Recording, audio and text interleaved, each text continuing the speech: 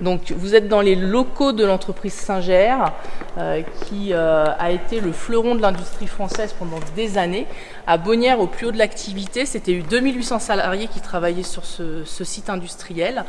L'activité a stoppé vers les années 90.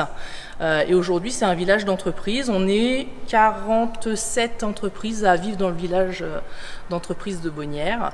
Et APR2 est le plus gros occupant, vu qu'on occupe en tout plus de 4000 m² de ce site-là.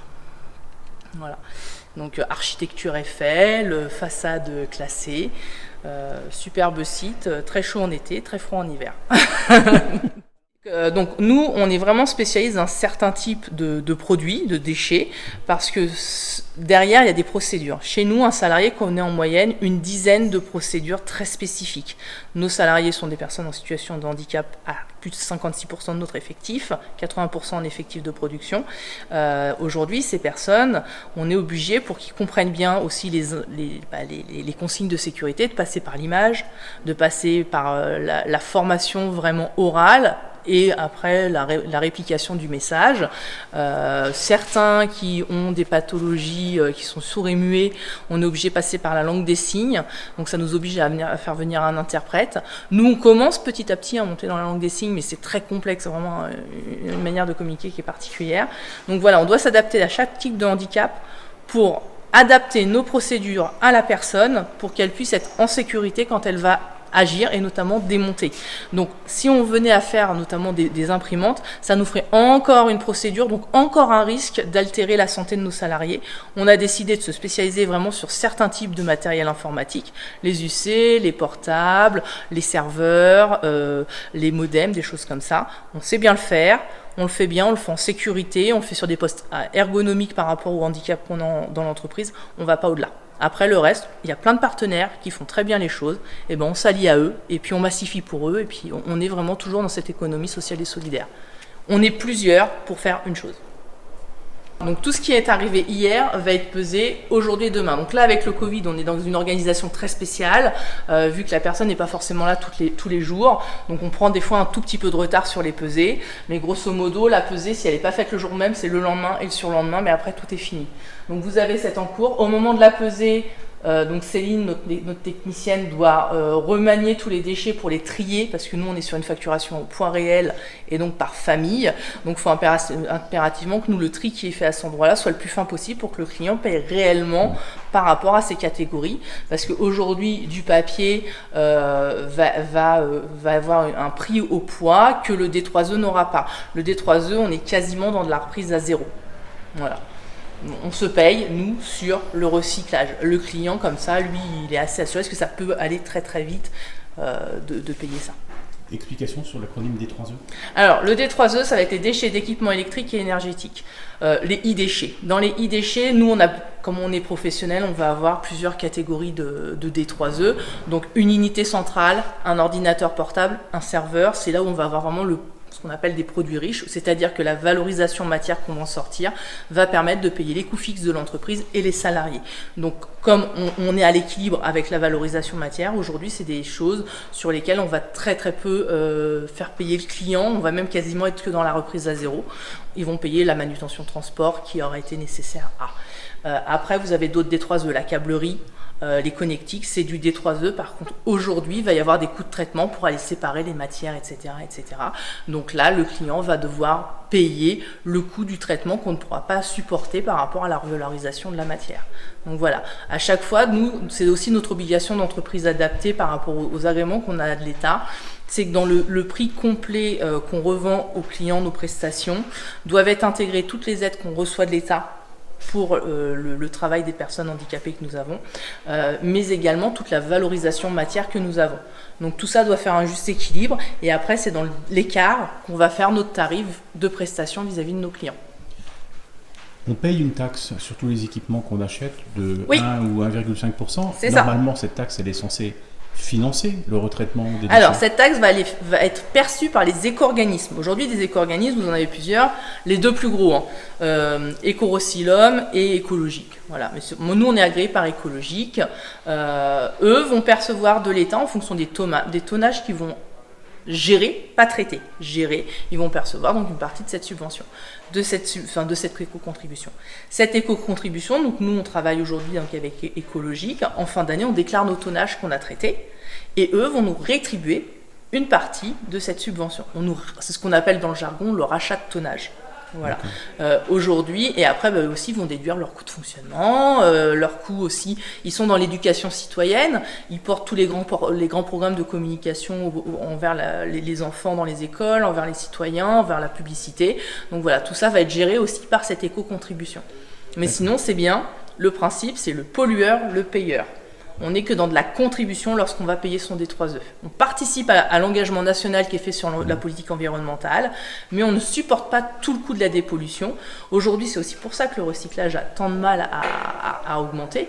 Le coût de la dépollution est très très cher, parce que pour bien dépolluer, il suffit pas de le mettre dans un broyeur et après avec des courants de Foucault ou des bains de flottaison séparer les matières. Non, la meilleure des dépollutions aujourd'hui elle est manuelle, et c'est des petites entreprises comme la nôtre ou comme Recup IT qui le font, cette meilleure valorisation, parce que il n'y a rien de mieux qu'un homme qui va démonter, dévisser, qui va connaître la matière et les polluants qui sont dedans aussi bien que les matières, et qui va pouvoir trier par famille.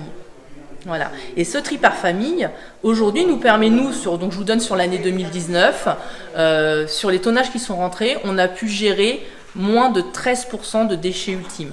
Donc aujourd'hui, notre activité a généré dans le recyclage 13% de déchets ultimes, alors que si c'était parti dans un broyage, on aurait peut-être plus été dans du 30-35% de déchets ultimes.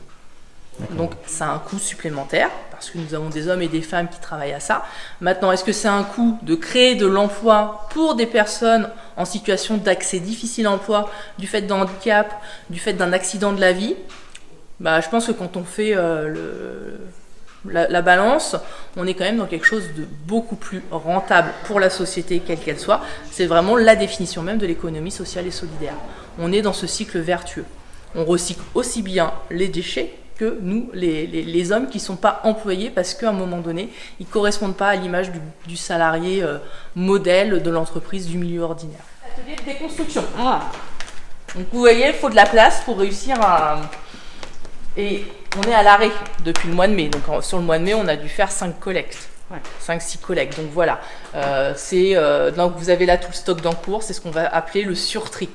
Donc là, il y a une équipe qui va retrier les géobox, les aires grillagées, qui va massifier par campagne pour qu'après ça aille en poste de déconstruction, et qu'on fonctionne par campagne pour que le salarié au poste de déconstruction sache exactement quelle procédure appliquer. Donc là, eux, ils vont donc tout compiler pour que ça corresponde à bien une seule procédure et que le salarié final puisse démonter sans plus poser de questions que d'appliquer sa procédure. Donc, comment ça se passe au niveau des constructions? Donc, le superviseur de l'entreprise va amener donc une palette qui est prête. Ça, c'est une seule procédure, c'est ce qu'on appelle le démontage des unités centrales.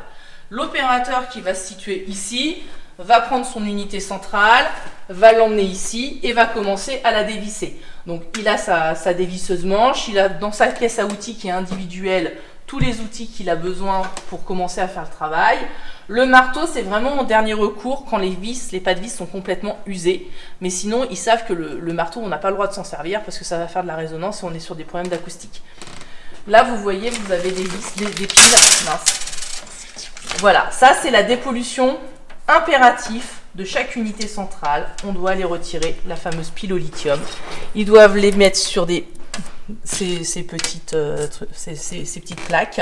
Et après, chaque fin de journée, donc là c'est Francesca qui va le faire, on retire chaque plaque de pile au lithium. Le soir, dans l'entreprise, il n'y a plus aucune pile au lithium parce qu'il y a un risque d'incendie si ça vient être en mélange d'autres piles. Voilà, donc on a eu le cas en tout début de notre vie en 2006, il y avait eu un départ d'incendie du fait des piles, et donc maintenant on fait très très attention. Le salarié donc va démonter tout ça et va après trier tout ce qu'il y a dans l'unité centrale par bac. Voilà. Et sur chaque bac, vous avez exactement donc les cartes mères.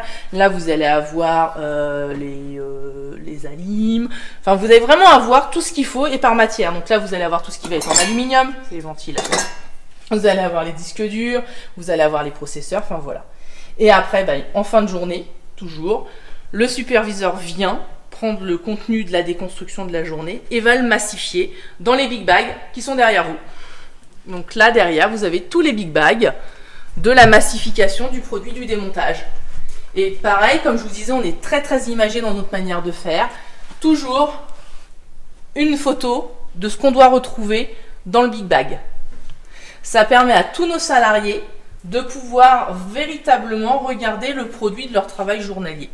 Et après, nous, donc, tout ça, c'est ce qu'on va revendre à nos exutoires.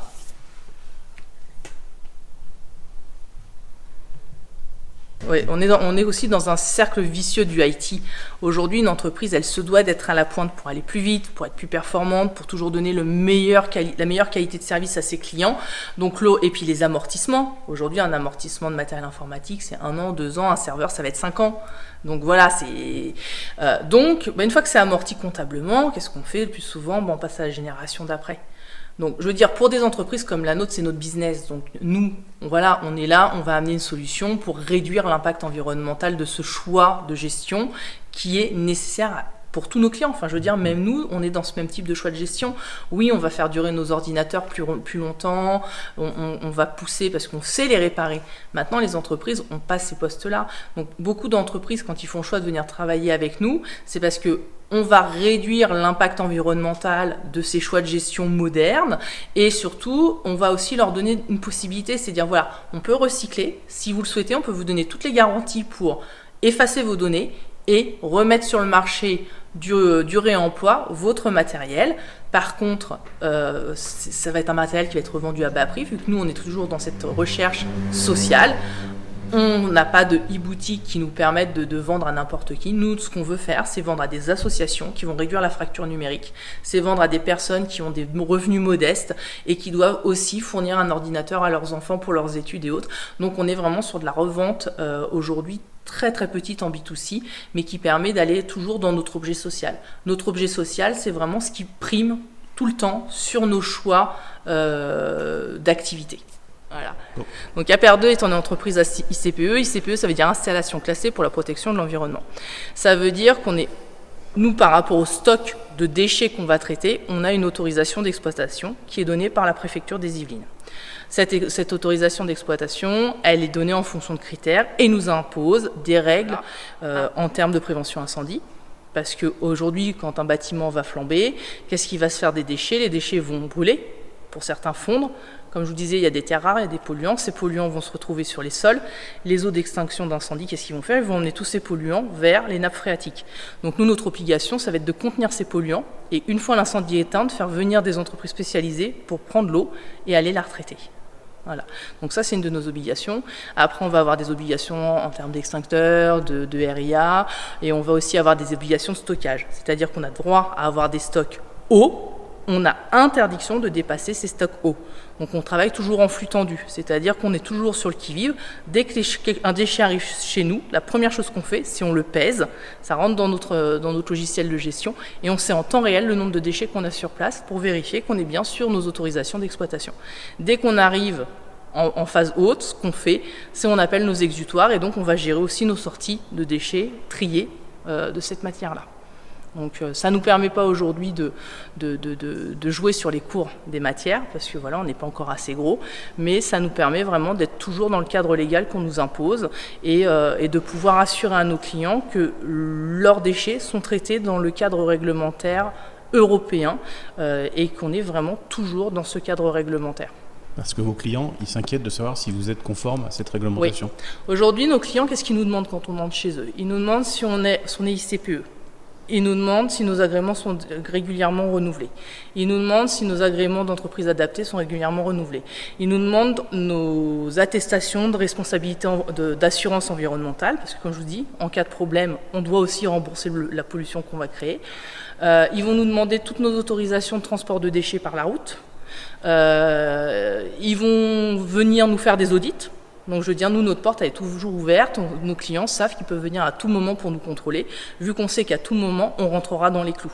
On rentrera dans les clous de la préfecture via notre ICPE, on rentrera dans les clous par rapport aux éco-organismes et les règles particulières qui nous imposent, qui sont encore un peu plus rigides que le cadre environnemental.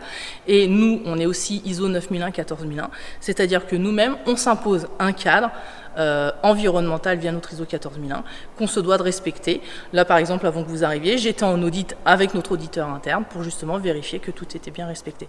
Et ça, cette transparence qu'on a et qu'on se doit de donner à nos clients, c'est aussi ce qui va créer la confiance qu'ils ont vis-à-vis d'APR2 et c'est ce qui fait qu'on est dans des relations commerciales de très long terme. On a des clients depuis l'ouverture de l'entreprise en 2002. Voilà. Et c'est une confiance qui dure et c'est une confiance qu'on entretient. Et aujourd'hui, voilà, tout le monde sait que la porte sera toujours ouverte pour un contrôle surprise. Il n'y a aucun problème pour ça.